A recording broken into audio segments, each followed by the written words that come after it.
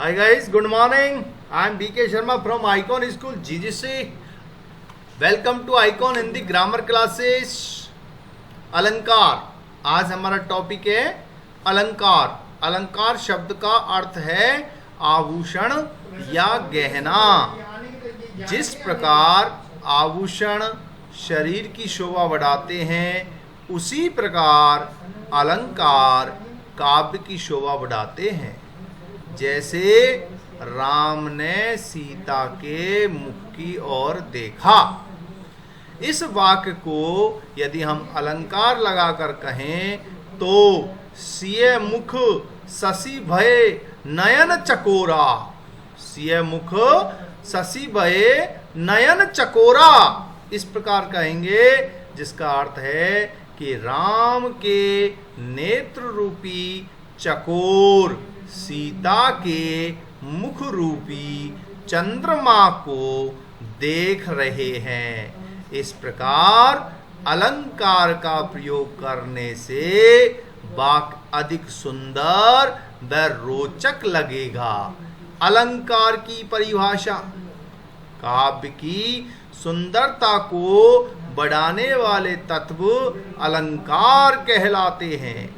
अलंकार तीन प्रकार के होते हैं. शब्द अलंकार, जहाँ काव्य की सुंदरता किसी वर्ण, अक्षर या शब्द पर आश्रित हो, उसे शब्द अलंकार कहते हैं. जैसे अनुप्रास, व यमक, से श्लेष. अर्थालंकार, जहाँ काव्य की सुंदरता उसके अर्थ पर आश्रित हो, उसे अर्थालंकार कहते हैं. जैसे उपमा, रूपक, उत्प्रेक्षा. उभयालंकार, जहाँ शब्द और अर्थ दोनों ही काव्य की सुंदरता बढ़ाते हैं, उसे उभयालंकार कहते हैं. अनुप्रास अलंकार, जहाँ एक ही वर्ण या अक्षर दो या दो से अधिक बार क्रम से आए, उसे अनुप्रास अलंकार कहते हैं. जैसे तरणी, तनुजा, तट, तमाल, तरुवर, बहु, छाये. गंधी, गंध गुलाब की, गवई गाहक कौन. प्रतिभट, कंटक, कटीले. केते, काटी, काटी. नंबर 4, झांक ने झंझा के झोंके में झुककर खुले झरोके से. नंबर 5, कली का सी, किल की, कलेऊ देती काल को. नंबर 4, उपयुक्त पांचों उदाहरणों में तय, गे, के तथा झ वर्णों के अनेक बार आने आवृत्ति से यहाँ अनुप्रास अलंकार है. यमक, जहाँ कोई शब्द या शब्दांशों की उसी क्रम में आवृत्ति हो और प्रत्येक बार उसका अर्थ भिन्न हो, उसे यमक अलंकार कहते हैं. जैसे कनक, कनक ते 100 गुनी, मादकता अधिकाय. 3 बेर खाती थी, वो 3 बेर खाती है. उपयुक्त उदाहरणों में प्रथम पंक्ति में कनक शब्द के 2 अर्थ हैं, धतूरा व स्वर्ण है. दूसरी पंक्ति में प्रथम बेर का आशय है समय तथा द्वितीय बेर का आशय है फल से है.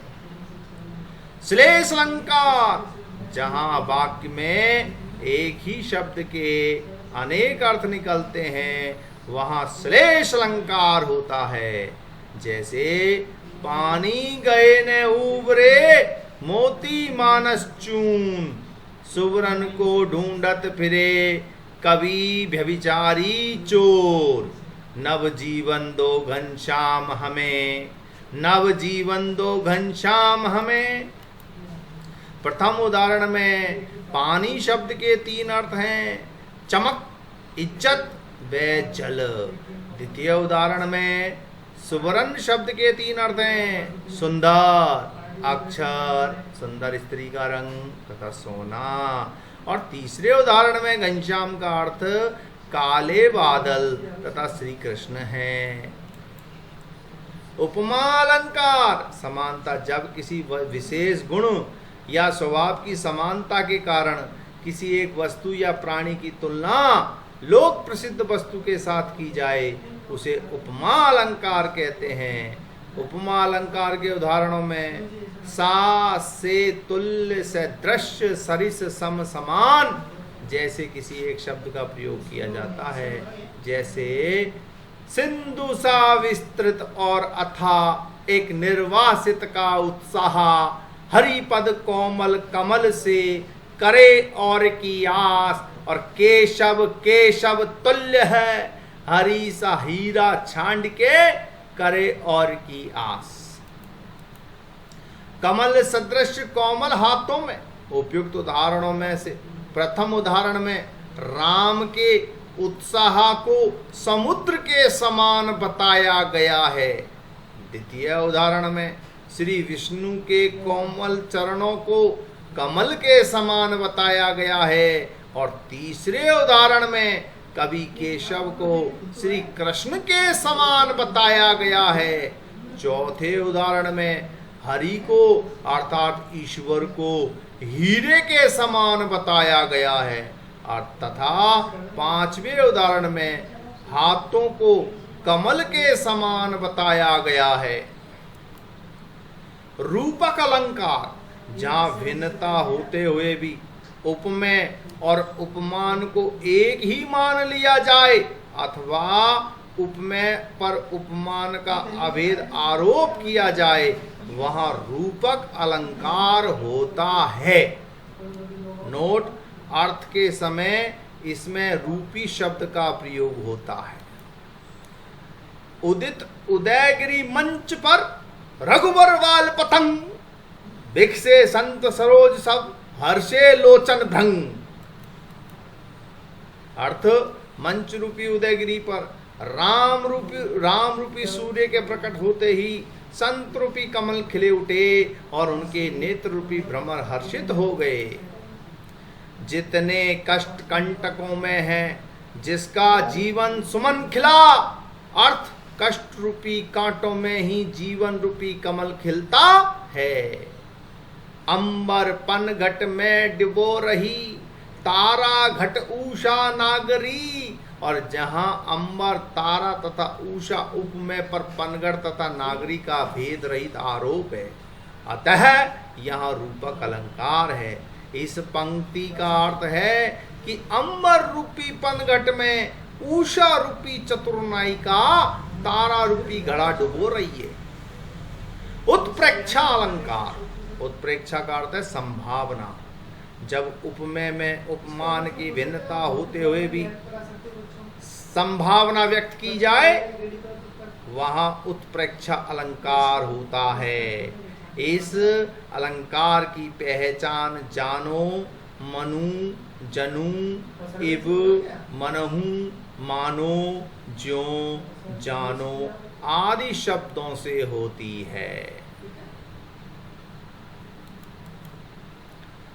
सीता जी के अंग है मानो कमल समूह,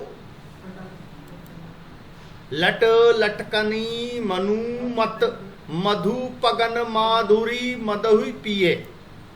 सोहत ओडे पीत पट पर श्याम सलोने गात, और मनहु नीलमणि सेल पर आतप परियो प्रभात। और ब्रह के आगे सूर जरी कांपा, मानहु रात दिवस जेरे ओई तापा। और रत्ना भरण भरे अंगों में से ऐसे सुंदर लगते थे जो प्रफुल्ल वल्ली पर सो जुगनू जगमग जगते हैं। प्रथम उदाहरण में सीता जी के अंग, हाथ, पैर, मुख, नेत्र आदि उपमेय में कमल उपमान की संभावना व्यक्त की गई है। द्वितीय उदाहरणों में लटों के लटकने में मधुपगन भौरे की संभावना व्यक्त की गई है। और तृतीय उदाहरण में कृष्ण में नीलमणि पर्वत और पीत पट पीला वस्त्र में धूप की संभावना व्यक्त की गई है।